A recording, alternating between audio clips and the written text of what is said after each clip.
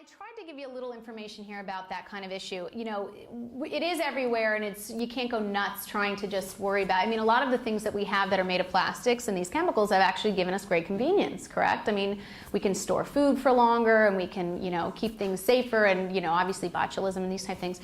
But I think that if you ease into changes, the way I have with my family over the past 5 years, I mean, it wasn't all at once, you can start making simple changes and you become more aware. This is sort of the beginning process for people maybe who've never heard that these chemicals exist, to kind of be more aware, especially if they have friends and family or patients that are going to be getting pregnant, young girls. I always think that young adolescents and children should be aware of what they put on their skin. Skin is a two-way street.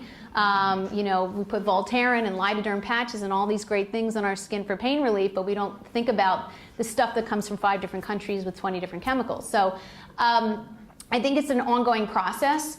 The main points that I would say to patients, at least that I've been trying to do that now, is really to try to stay away from canned foods as much as you can. I mean, obviously there's a cost issue and you have to think about your patient and their finances, but you know, we have such good choices in the supermarket that if you take the time and avoid plastic plastic cooking, obviously cooking in plastic, BPA in cans, and trying to avoid the diet sodas that I used to walk around with my can.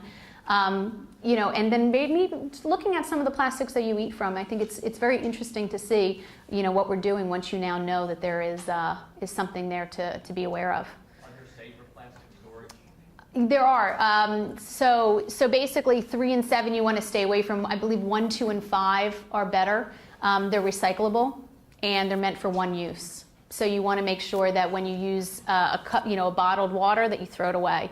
They're not meant to be used repetitively. Dr. Sansfield?